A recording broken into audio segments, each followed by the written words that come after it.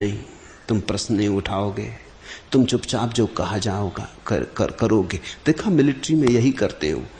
Military में घंटों कवायद करवाते रहते हैं, कहते बाएं घूम दाएं घूम।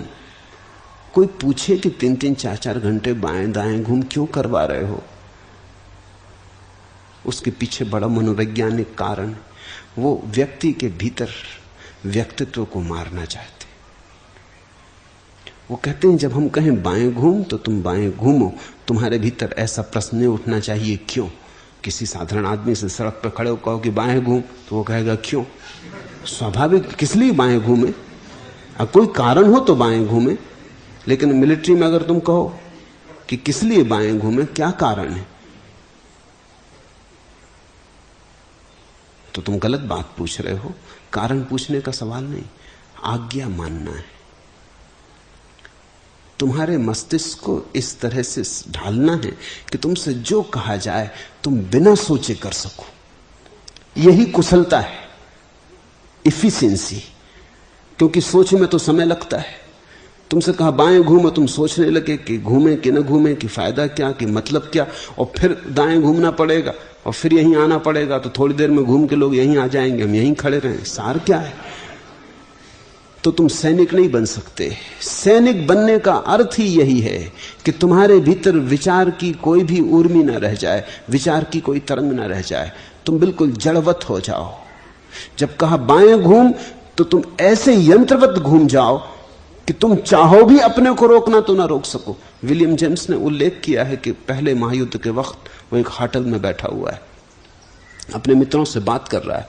तभी बाहर से एक युद्ध से रिटायर सैनिक अंडों का एक टोकरी लिए सिर पर जा रहा है।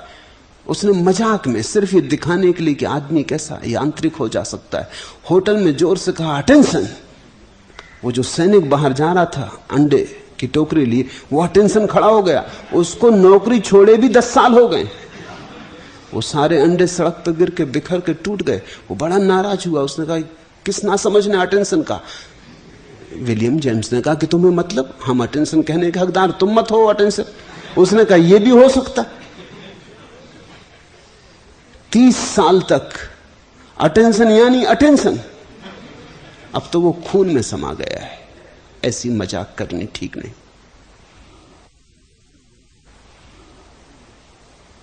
ये यंत्रवत्ता सैनिक में पैदा करनी पड़ती। तभी तो एक सैनिक को कहा मारो, गोली चलाओ, तो ये नहीं पूछता कि इस आदमी ने मेरा बिगाड़ा क्या जिस पर मैं गोली चलाऊं।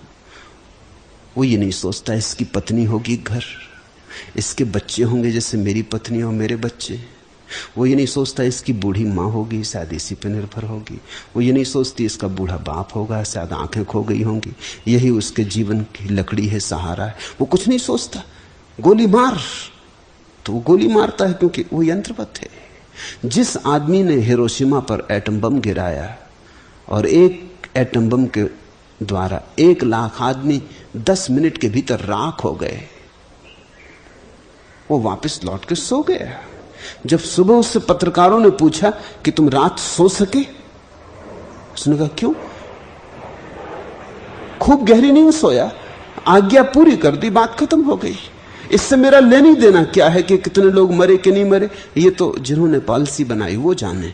मेरा क्या? मुझे तो कहा गया कि जाओ बम गिरा दो फलां जगह, मैंने गिरा दिया, काम पूरा हो गया। मैं निश्चिंत भाव से आके सो गया।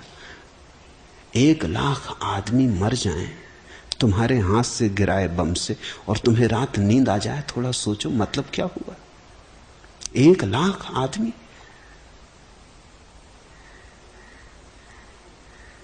राख हो गए। इनमें से तुम किसी को जानते नहीं, किसी ने तुम्हारा कुछ कभी बिगाड़ा नहीं, तुमसे किसी का कोई झगड़ा नहीं। इनमें छोटे बच्चे थे जो अभी दूध पीते थे, जिन्होंने किसी का कुछ बिगाड़ना भी चाहा हो तो बिगाड़ नहीं सकते थे। इनमें गर्भ में पड़े हुए बच्चे थे, मां के गर्भ में थे, अभी पैदा भी न हुए थे, उन्होंने तो कैसे किसी का क्या बिगाड़ा होगा। एक छोटी बच्ची अपना होमवर्क करने सीढ़ियां चढ़ के ऊपर जा रही थी, वो वहीं के वहीं राख होकर चिपट गई दीवार से। उसका बस्ता, उसकी किताबें सब राख होकर चिपट गए। लाख आदमी राख हो गए और